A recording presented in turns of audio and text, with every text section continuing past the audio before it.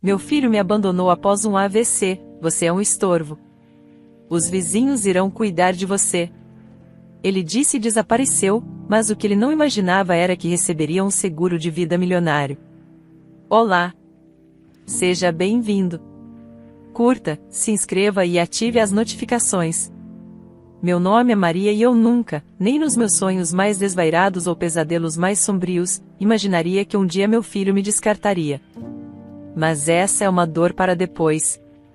A primeira ferida, a que rasgou minha alma e redefiniu minha existência, foi aberta por Roberto, meu marido. Conheci Roberto numa festa de São João, o ar cheirando a milho assado e pólvora de fogos. Seus olhos brilhavam mais que as fogueiras, e seu sorriso prometia um porto seguro. Casamos rápido, embalados por uma paixão que parecia sólida como rocha. Nosso casamento, nos primeiros meses, era bom, era o que eu sempre quisera, um lar, um companheiro. E então, a maior das alegrias, poucos meses depois de juntarmos nossas vidas sob o mesmo teto, descobri que estava grávida. Meu sonho se realizava em dobro. Flutuei por semanas, acariciando a barriga que começava a despontar, imaginando o rostinho do nosso filho, as mãos pequenas segurando meu dedo. Eu estava radiante, completa. Mas a minha felicidade parecia lançar uma sombra sobre Roberto. Enquanto minha barriga crescia, ele murchava. O homem sorridente da festa de São João deu lugar a uma figura ausente, tensa. Ele não parava em casa. As noites eram preenchidas pelo som da chave girando na porta à tarde da noite, pelo cheiro de álcool que ele exalava, pelo silêncio pesado que se instalava entre nós. Mal falava comigo. É o trabalho, Maria, ele resmungava, os olhos evitando os meus. Muita pressão, muitos problemas. Mas, Roberto, você mal olha para mim, para nossa casa, eu tentava argumentar, a voz embargada pela mágoa e pela confusão. Temos um filho a caminho. Precisamos conversar, nos apoiar. Conversar sobre o quê? Ele retrucava, a voz ríspida. Estou cansado, só quero descansar. E virava para o lado na cama, erguendo um muro invisível entre nós. Eu sabia que era mentira. O trabalho não justificava a frieza, o distanciamento, o cheiro de perfume barato que às vezes eu sentia em suas roupas. Meu coração se apertava com um pressentimento terrível, uma intuição que eu tentava sufocar, mas que crescia a cada dia, junto com meu filho em meu ventre. E então, o golpe final. Num dia cinzento, que espelhava a cor da minha alma naquela época, cheguei em casa do pré-natal, a ecografia mostrando o coraçãozinho forte do meu bebê, e encontrei o armário de Roberto vazio. Roupas, sapatos, tudo sumido. Sobre a cama, nenhum bilhete. Apenas o vazio ensurdecedor da ausência. Naquele dia, eu estava grávida de 6 meses. O chão sumiu sob meus pés. Sentei na beira da cama, o ultrassom esquecido na mão, o choro vindo em ondas que sacudiam meu corpo inteiro. Demorou alguns dias, entre a neblina da dor e do choque, para a verdade completa emergir, trazida por uma vizinha condoída e fofoqueira. Roberto não tinha apenas me deixado. Ele fugira com outra mulher. Uma mulher que, para meu horror e incredulidade, já tinha filhos de outro relacionamento. E ele, o homem que mal conseguia olhar para a própria esposa grávida, que alegava pressão no trabalho para justificar suas ausências, tinha ido embora para outro estado para assumir os filhos dela. A facada foi dupla, tripla. Ele não apenas me abandonara grávida, mas escolhera ser pai para os filhos de outra, enquanto negava a paternidade ao nosso. Fiquei à deriva. Grávida, desempregada, havia largado meu emprego modesto para me dedicar ao casamento e à futura maternidade, a pedido dele, que sem marido. O mundo que eu conhecia desabara. A vergonha me consumia, mas a necessidade era maior. Engoli o orgulho e passei a viver da ajuda de amigos e familiares. Vizinhos traziam um prato de comida, uma prima doava roupas de bebê usadas, meus pais, apesar de suas próprias dificuldades, me mandavam o pouco que podiam. Cada gesto de caridade era um bálsamo e uma humilhação. Até que Renato nasceu. Lindo, saudável, chorão. Segurá-lo em meus braços pela primeira vez foi como encontrar um farol em meio à tempestade mais escura. Ele era meu propósito, minha força, a razão para levantar da cama todos os dias. Por ele, eu lutaria com unhas e dentes. Assim que me recuperei minimamente do parto, comecei a trabalhar. Fazia faxinas, lavava roupa para fora, aceitava qualquer serviço honesto que aparecesse. Ser mãe solteira no Brasil, sem apoio paterno, sem rede de segurança financeira, era uma batalha diária. Os dias eram longos, o corpo doía, o dinheiro era sempre curto, mas o sorriso de Renato, suas primeiras palavras, seus abraços apertados, me davam a energia para continuar. Eu me desdobrava para que ele tivesse o mínimo, comida na mesa, roupas limpas, um teto sobre a cabeça, mesmo que alugado e simples.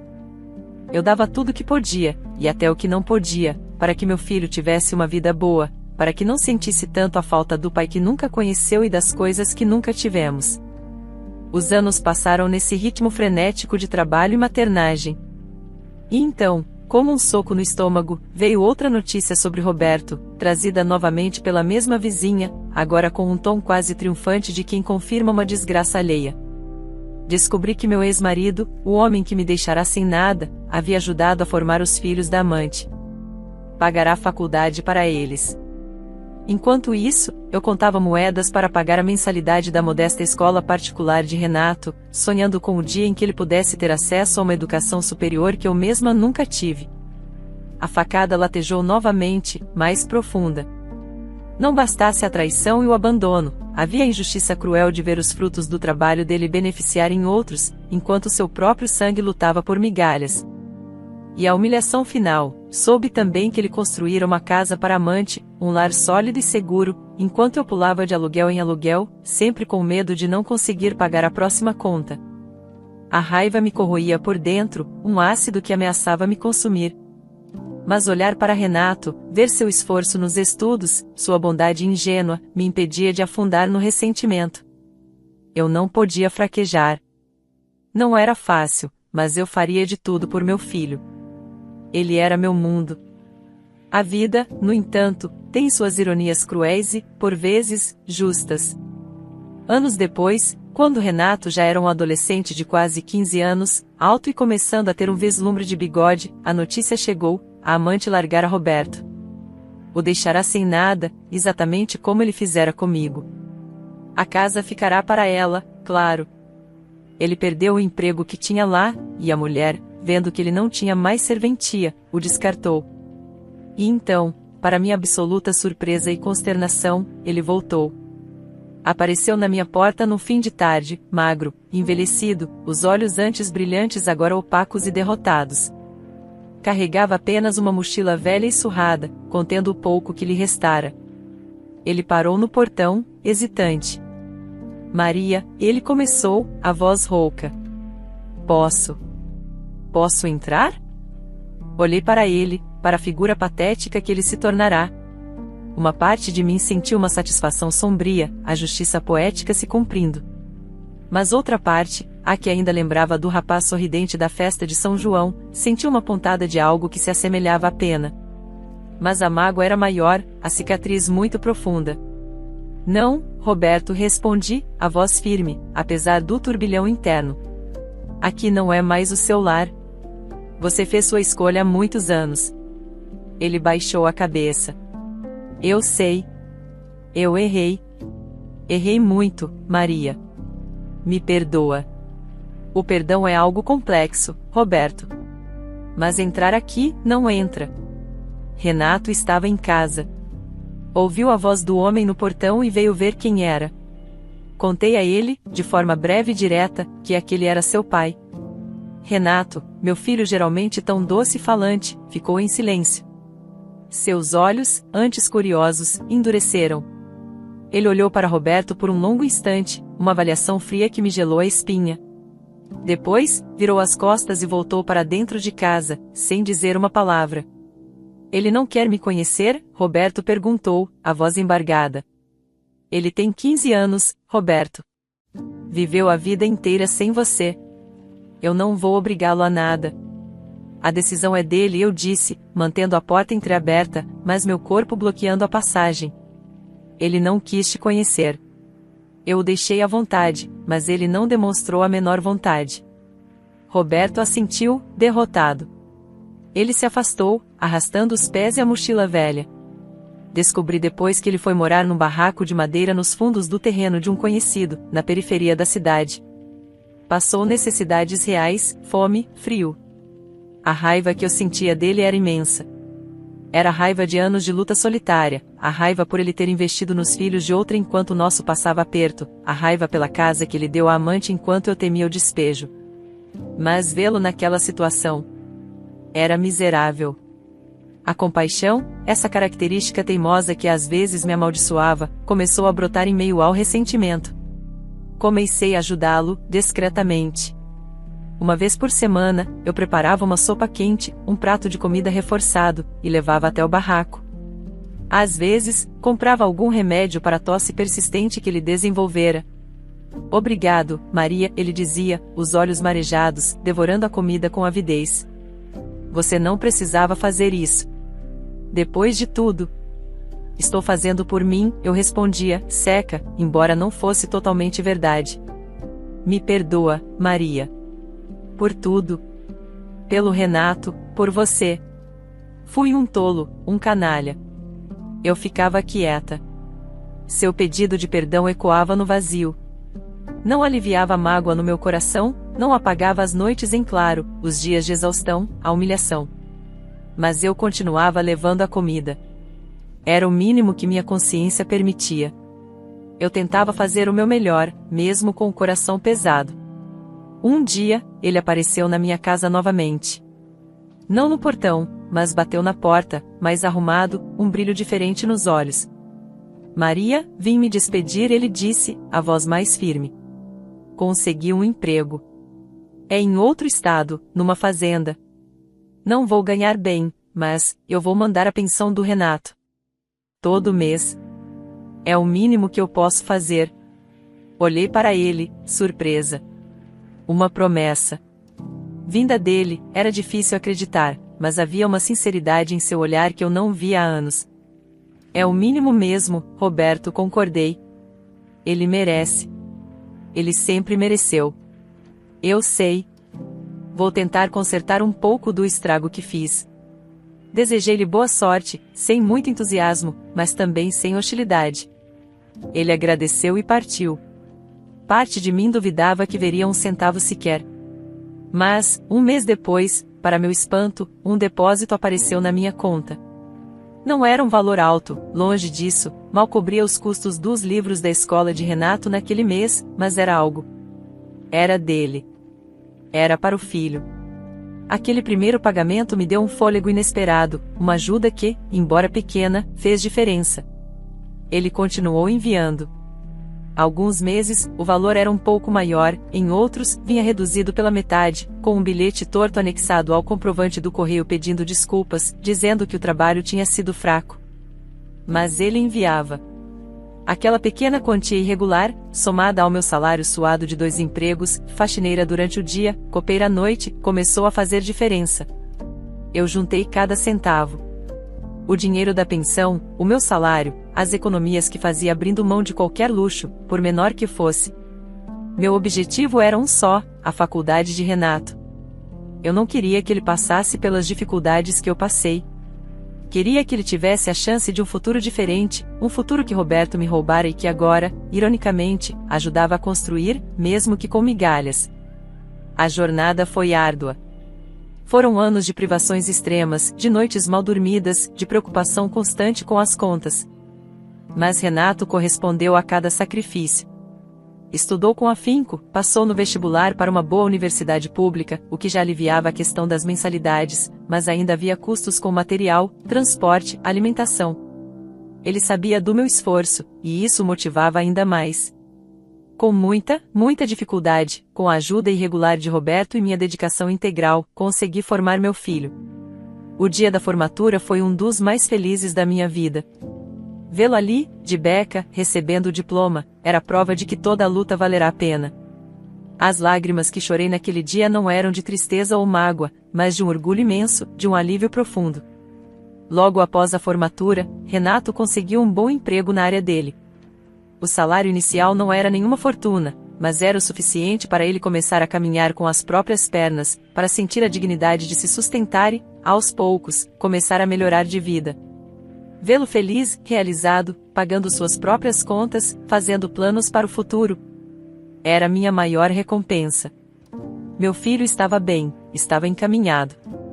Minha missão, a missão que abracei sozinha quando fui abandonada grávida, estava cumprida. O tempo, esse escultor implacável de destinos, começou a moldar a vida de Renato.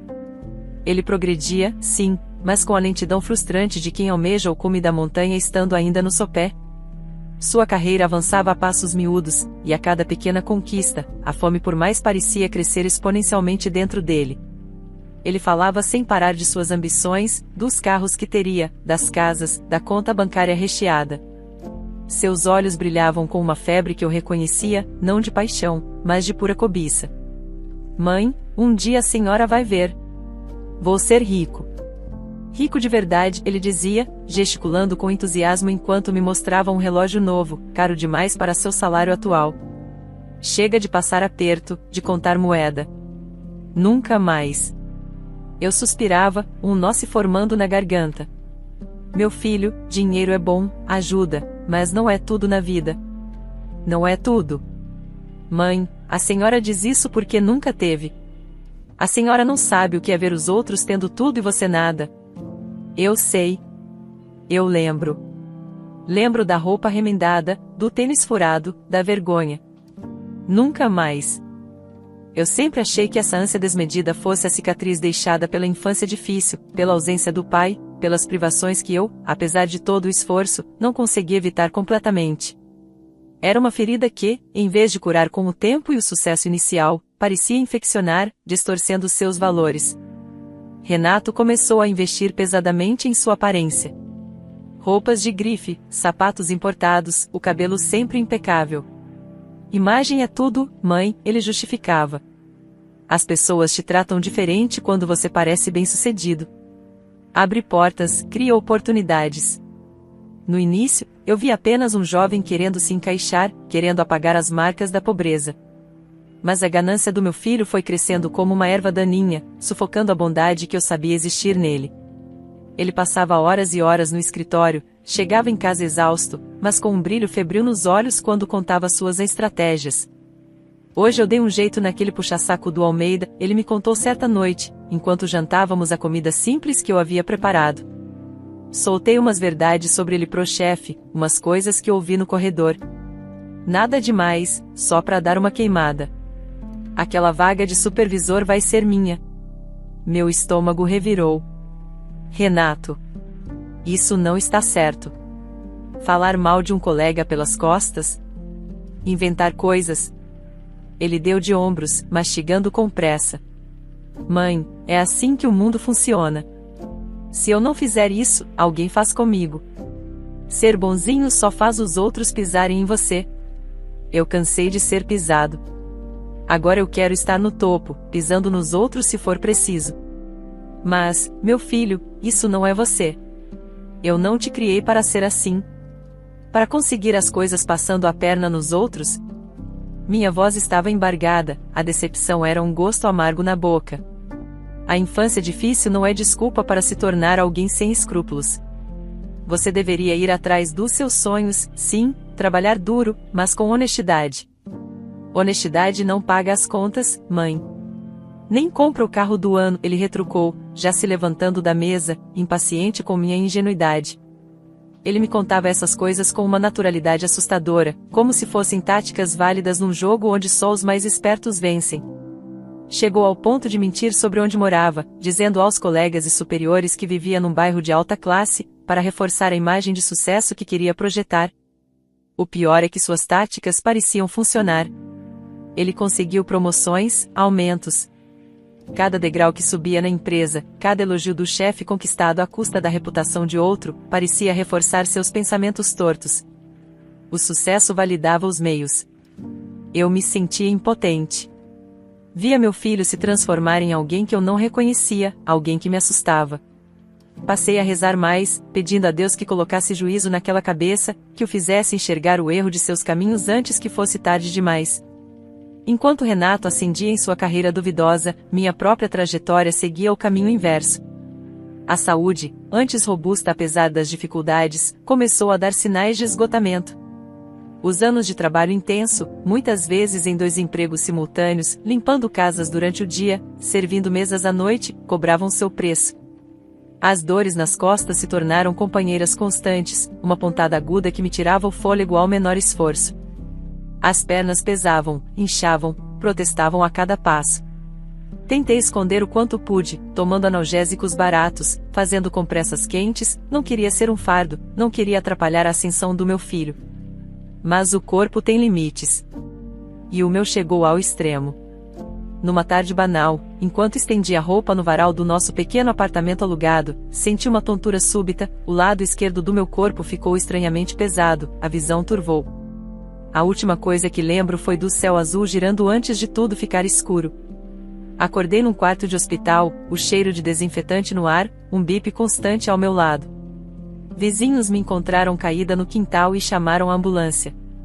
O diagnóstico foi rápido e brutal: acidente vascular cerebral. Um AVC. A notícia mais devastadora foi a sequela: perdi o movimento de todo o lado esquerdo do corpo.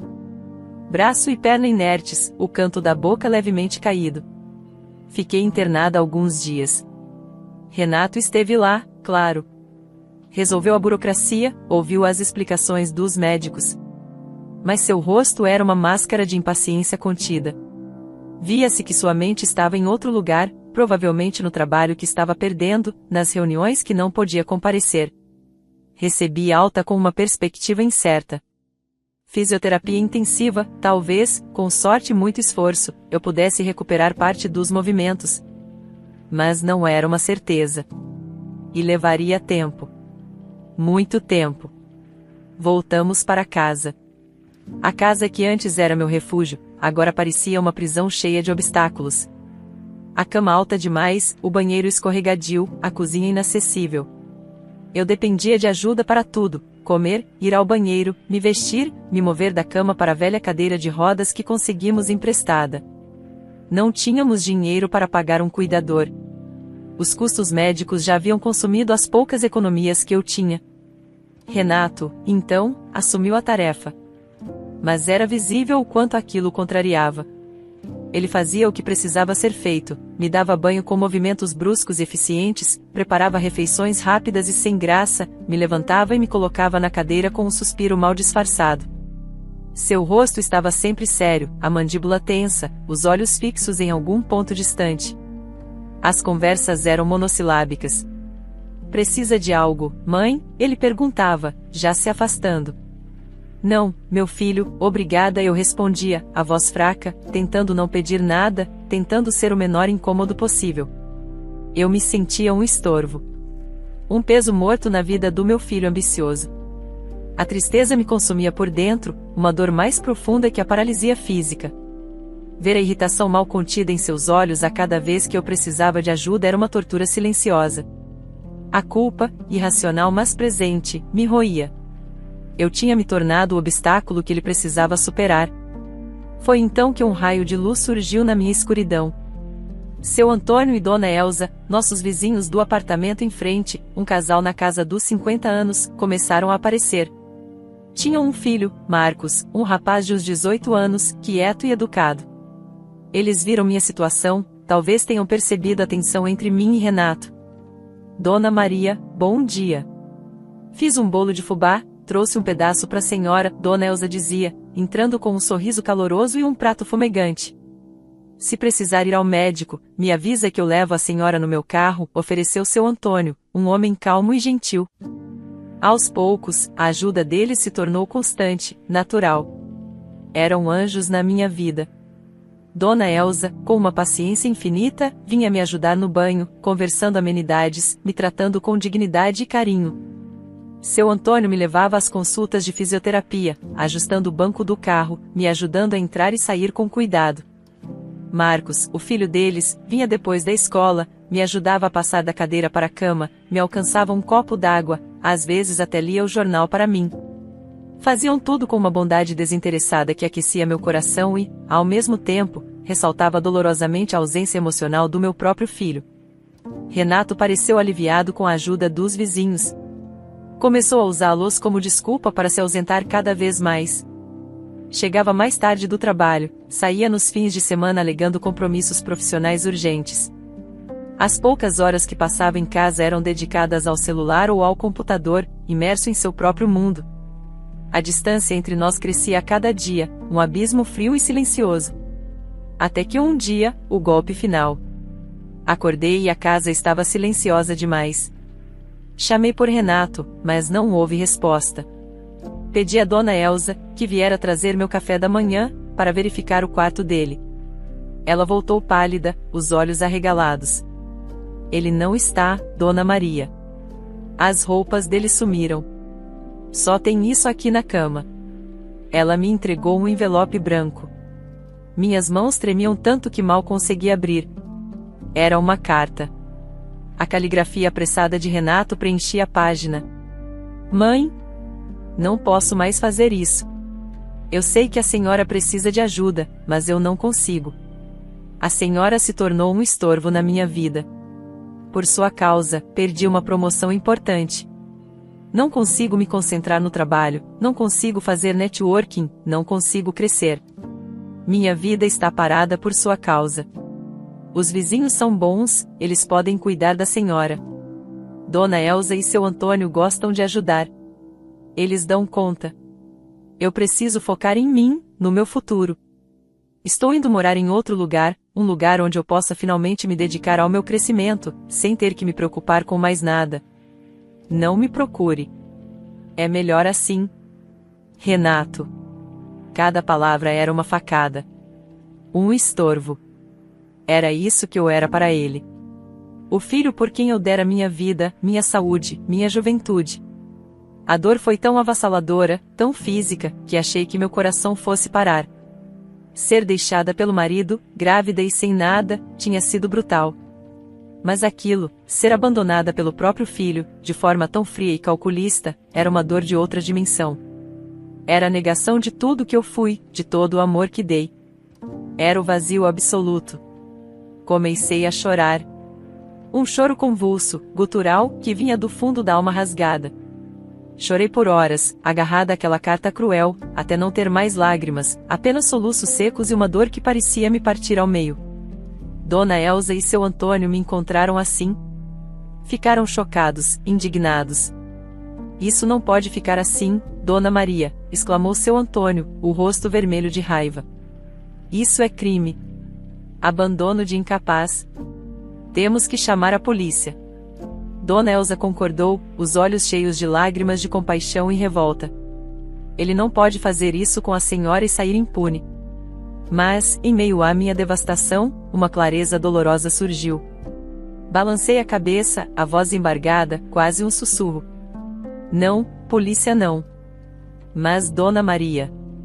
Não, repeti, mais firme, engolindo o choro. Apesar de tudo, apesar disso tudo, ele ainda é meu filho. Eu não quero vê-lo na cadeia. Não posso. A decisão era um peso esmagador, mais uma camada de sofrimento sobre meu coração já despedaçado. Mas era a minha decisão. Eu o protegeria, mesmo que ele tivesse me destruído. 6 meses se esvaíram como água entre os dedos, um tempo marcado pela ausência ensurdecedora de Renato e pela presença constante e calorosa de Antônio, Elsa e Marcos. A dor da ferida que meu filho abrirá ainda latejava, uma pontada surda que me pegava desprevenida em momentos de silêncio, mas a convivência diária com aquela família abençoada era um bálsamo, uma rede de afeto que me impedia de afundar no poço da amargura. Nunca mais vi ou ouvi falar de Renato. Nenhuma ligação, nenhuma mensagem, nenhum sinal de fumaça. Ele havia se apagado da minha vida como uma chama soprada pelo vento. Aos poucos, minha rotina se fundiu à deles. Eu passava mais tempo no apartamento vizinho, tagarelando com Elsa na cozinha enquanto ela preparava o almoço, ouvindo as histórias de seu Antônio sobre seu antigo trabalho, ou simplesmente sentada no sofá, observando Marcos estudar, do que na minha própria casa. O apartamento dele se tornou meu verdadeiro lar, um refúgio de calor humano e aceitação. Chegou ao ponto de Marcos, com a naturalidade de seus 18 anos e a convivência diária, começar a me chamar de avó. A primeira vez que ouvi, meus olhos se encheram de lágrimas, lágrimas de uma alegria inesperada, de um sentimento de pertencimento que eu achei que jamais sentiria novamente. Meu corpo também respondia a esse ambiente de cuidado e à fisioterapia, mesmo a limitada que o SUS oferecia. Apresentei melhoras significativas. A independência, antes um sonho distante, começava a se tornar uma realidade palpável. Ainda precisava de ajuda para tarefas mais pesadas, e o braço esquerdo teimava em não obedecer completamente, mas eu já conseguia tomar banho sozinha, me vestir com alguma dificuldade, preparar refeições simples. Pequenas vitórias que me enchiam de esperança e me devolviam a dignidade. A cadeira de rodas ficava encostada num canto por períodos cada vez mais longos. Numa manhã ensolarada, enquanto tomávamos café na varanda de Elsa, observando o movimento tranquilo da rua, ela me estendeu um envelope. Chegou na portaria para a senhora, Dona Maria. Estava lá desde ontem, o porteiro esqueceu de avisar. Peguei o envelope, o remetente era um escritório de advocacia que eu não conhecia. Abri com curiosidade, meus dedos ainda um pouco trôpegos. Li a carta 1, 2, 3 vezes. Meus olhos se arregalaram, o coração deu um salto estranho no peito. Roberto, meu ex-marido, havia falecido. A notícia me pegou de surpresa. Fazia anos, muitos anos, que eu não tinha notícias dele. Desde que Renato concluíra a faculdade, as parcas e irregulares pensões cessaram, e qualquer vestígio de contato se dissolveu no tempo. A carta pedia, em termos formais, que eu entrasse em contato com um advogado específico, cujo número estava ali anotado. Algum problema, Dona Maria? Elsa perguntou, percebendo minha palidez súbita. É o Roberto. Meu ex-marido. Ele faleceu, murmurei, a carta tremendo em minhas mãos. Houve um silêncio respeitoso. Senti uma ponta de tristeza, sim.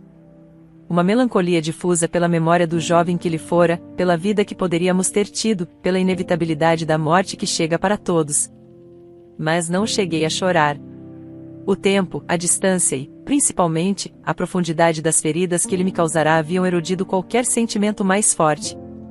Éramos estranhos ligados por um passado doloroso e um filho em comum. No dia seguinte, liguei para o número indicado. A voz do outro lado da linha era profissional e direta. Senhora Maria? Aqui é Dr. Arantes, falo em nome do espólio do Sr. Roberto Silva. Preciso que a senhora compareça ao meu escritório para tratarmos de um assunto de seu interesse. Assunto de meu interesse? Mas, eu não tinha mais contato com ele há anos, respondi, confusa. Ele deixou disposições específicas, senhora. É referente a um seguro de vida. Seguro de vida? No meu nome? Aquilo não fazia sentido. Marquei um horário, a cabeça girando com perguntas sem respostas. Contei a Antônio e Elsa, que prontamente se ofereceram para me acompanhar. Claro que vamos, Dona Maria. Não se preocupe, estaremos lá com a senhora, disse Antônio, com sua calma habitual. O escritório do Dr. Arantes era sóbrio e elegante, em um prédio comercial no centro da cidade. Sentei-me na cadeira à frente de sua mesa de mogno, Antônio e Elsa discretamente acomodados em poltronas laterais, como meus guardiões silenciosos. O advogado, um homem de meia idade com óculos de aro fino, foi direto ao ponto. Senhora Maria, o Sr. Roberto Silva contratou um seguro de vida há alguns anos e a nomeou como única beneficiária. Ele fez uma pausa, observando minha reação de espanto. Conversei com ele na época da contratação. Ele me disse que sentia um profundo arrependimento pelo que havia feito à senhora no passado. E que a senhora foi a única pessoa que o ajudou quando ele mais precisou, mesmo depois de tudo. Ele queria, de alguma forma, compensá-la, ou ao menos garantir que a senhora tivesse alguma segurança, caso algo lhe acontecesse. Fiquei sem palavras. Roberto, arrependido a ponto de fazer um seguro em meu nome? O homem que me abandonara grávida, que sustentara os filhos de outra enquanto eu passava fome? O homem cujo filho repetira seu padrão de abandono? Era quase inacreditável. A pontada de tristeza pela morte dele se misturou a uma confusão ainda maior. Eu não esperava por isso, consegui dizer. Imaginei que talvez fosse alguma pequena quantia, alguma pendência antiga. Dr. Arantes pigarreou, ajeitando os óculos. Senhora Maria, a apólice é considerável. Ele me entregou um documento. Meus olhos percorreram os números impressos, e meu queixo caiu. Não era uma quantia pequena. Não era nem mesmo uma quantia razoável. Era um valor milionário. Uma soma que eu jamais, em meus sonhos mais absurdos, imaginei possuir. Olhei para Antônio, para Elsa, buscando confirmação de que não estava sonhando ou delirando. Os olhos deles estavam tão arregalados quanto os meus. Isso está certo, gaguejei. Absolutamente certo, senhora. O valor é este. Após os trâmites legais e a apresentação da documentação necessária, o montante será transferido para a conta que a senhora indicar. Saí do escritório atordoada, apoiada em meus amigos, o documento com o valor milionário parecendo queimar em minha bolsa. Mal conseguia acreditar. O dinheiro, que sempre fora a fonte de tantas angústias, tantas privações, agora chegava de forma inesperada, pelas mãos do homem que mais me fizera sofrer. Era uma ironia tão profunda que chegava a ser dolorosa. Dias depois, o dinheiro estava na minha conta. Uma sequência de zeros que parecia irreal. Olhei para o extrato bancário e senti um misto de vertigem e responsabilidade. O que fazer com tanto dinheiro? A resposta veio rápido, clara como água. Primeiro, minha saúde.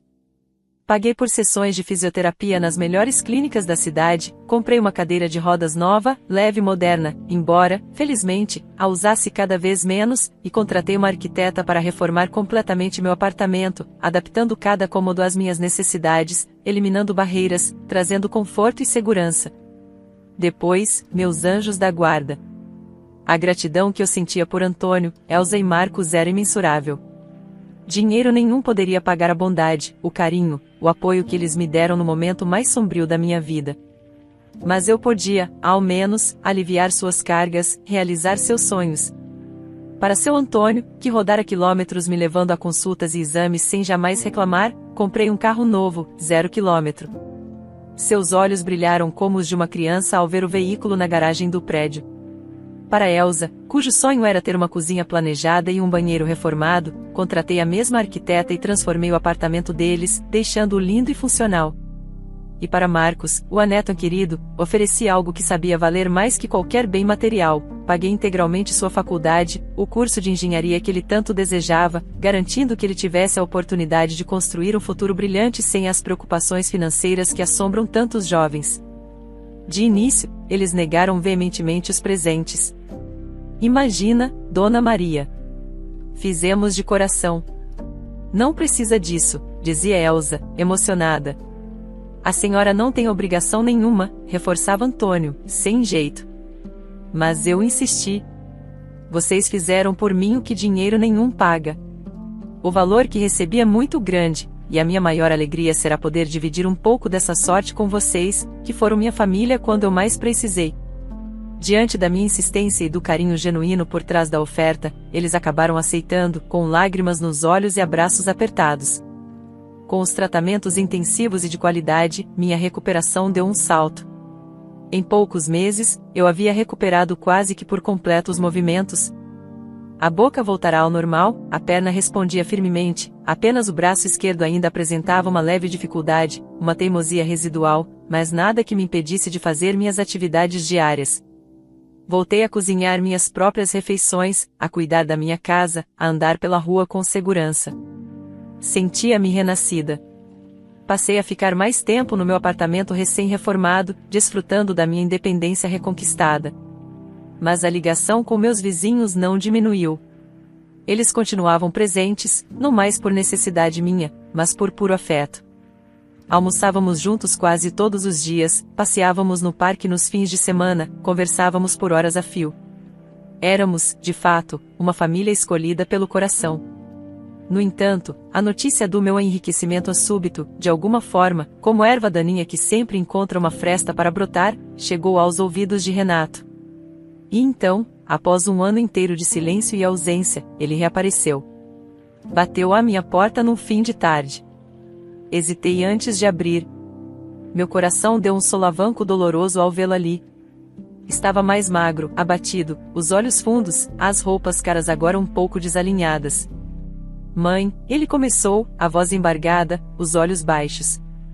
Eu soube o que aconteceu. Com o dinheiro. Mas não é por isso que estou aqui. Eu vim pedir perdão. Eu errei, mãe. Fui um monstro. Te abandonar daquele jeito. Eu me arrependo tanto. Olhei para ele, para a figura cabisbaixa, para a encenação de remorso. Mas meu coração, antes tão propenso à compaixão cega, agora estava blindado pela dor e pela experiência. Eu não senti pena. Senti um cansaço profundo. Arrependido, Renato, questionei, a voz firme, sem vestígio de choro. Você tem noção do que fez?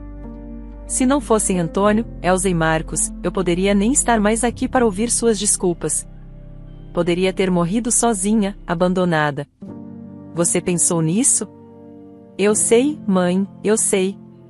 Fui egoísta, cruel. Não há desculpa. Mas eu mudei. A vida me deu umas lições. Ele tentou se aproximar, talvez para um abraço. Recuei um passo. Suas desculpas me parecem vazias, Renato. Tão vazias quanto seu coração estava quando escreveu aquela carta. Ao perceber que a máscara de arrependimento não estava funcionando, que eu não cairia em sua lábia, sua verdadeira personalidade emergiu, feia e ressentida. O tom de voz mudou, a postura se tornou agressiva. Ah, é assim então? Quer dizer que agora que a senhora está rica, vai me descartar? Aquele dinheiro, metade dele é meu por direito. Foi o meu pai quem deixou. Eu sou filho dele. Respirei fundo, a decepção queimando como ácido. O dinheiro, Renato, foi deixado para mim. Em meu nome. Um seguro. Não é herança.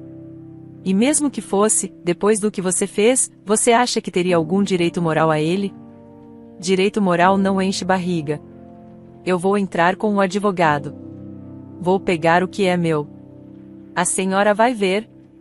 Ele cuspia as palavras, o rosto contorcido pela raiva e pela ganância. Senti meu coração se partir mais uma vez, não pela ameaça, mas pela constatação definitiva do caráter do meu filho. Abri a porta completamente. Faça como bem entender, Renato. E fechei a porta na cara dele, o som ecoando no corredor e na minha alma. Ele tentou mesmo. Contratou um advogado que enviou notificações. Mas a lei era clara. Seguro de vida não entra em inventário, não é herança. O beneficiário nomeado recebe o valor integralmente.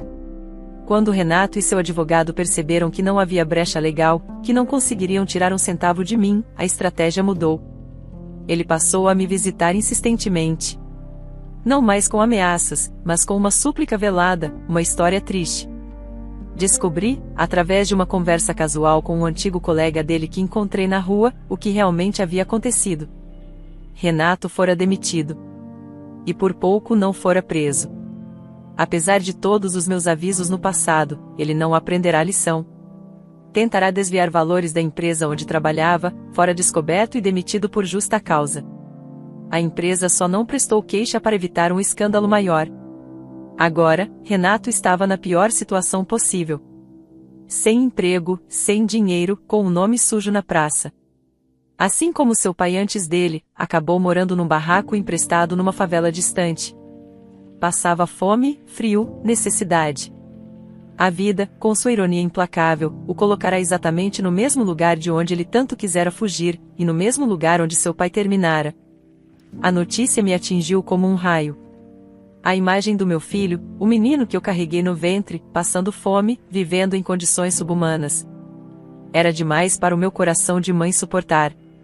Apesar de tudo, da dor, da mágoa, da decepção profunda, ele ainda era meu filho.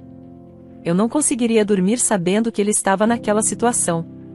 Deixá-lo definhar ali não o ensinaria nada, apenas o destruiria. Mas eu também sabia que simplesmente dar dinheiro a ele seria repetir o ciclo, seria validar a ideia de que ele poderia sempre contar com um resgate fácil. A ajuda teria que ser diferente. Falei com um conhecido, dono de uma pequena rede de supermercados, um homem bom que me conhecia dos tempos difíceis. Pedi, como um favor pessoal, que desse uma chance a Renato. Um emprego simples, de repositor, salário mínimo, trabalho pesado. Meu amigo concordou, por minha causa. Comuniquei a Renato a oportunidade, sem alarde. Ele pareceu surpreso, talvez esperando que eu lhe oferecesse dinheiro. Expliquei as condições: trabalho honesto, salário baixo, sem regalias. Ele aceitou, talvez por não ter outra opção. Além do emprego, passei a lhe dar, uma vez por mês, uma cesta básica completa. Para que não passasse fome. Era isso. Comida e a oportunidade de um trabalho digno.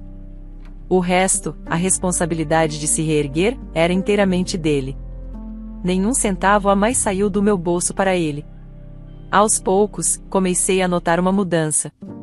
A dureza da vida, a dor da fome real, as longas horas de trabalho exaustivo por um salário mínimo, o tratamento muitas vezes indiferente dos clientes e colegas de trabalho, tudo aquilo começou a moldar sua personalidade de uma forma que minhas palavras nunca conseguiram. Ele ficou mais humilde, mais calado. Começou a entender, na pele, o que eu passei durante anos para criá-lo. A arrogância deu lugar a um cansaço resignado, mas também a um respeito recém-descoberto pelo valor do trabalho honesto e pelo prato de comida na mesa. Renato passou a me tratar melhor. Nas raras folgas, aparecia para um café.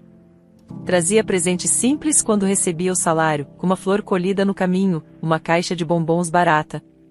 Perguntava como eu estava, se precisava de algo. Começou a me acompanhar em algumas consultas médicas de rotina, esperando pacientemente na sala de espera. E o principal, nunca mais me pediu nada. Nem dinheiro, nem favores. Apenas minha companhia, minha conversa. Aos poucos, muito lentamente, a confiança que eu pensei ter morrido começou a brotar novamente, frágil como um broto depois de um incêndio.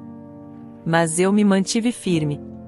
Conversávamos, eu ouvia, mas não havia mais a indulgência cega de antes. Mesmo quando ele pedia desculpas, com uma sinceridade que agora parecia mais genuína, eu as aceitava com um aceno de cabeça, mas sem derramar lágrimas ou oferecer palavras de consolo fácil. A ferida estava ali, cicatrizada, mas presente.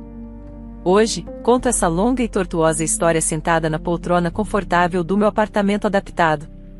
Olho para minhas mãos, que se movem livremente, para minhas pernas, que me sustentam com firmeza. Meu corpo está quase totalmente recuperado, as sequelas do AVC são mínimas, quase imperceptíveis. Tenho ao meu lado amigos verdadeiros, minha família escolhida, Antônio, Elza, Marcos, que agora está brilhando na faculdade de engenharia. Eles são meu porto seguro, minha alegria constante. E tenho meu filho.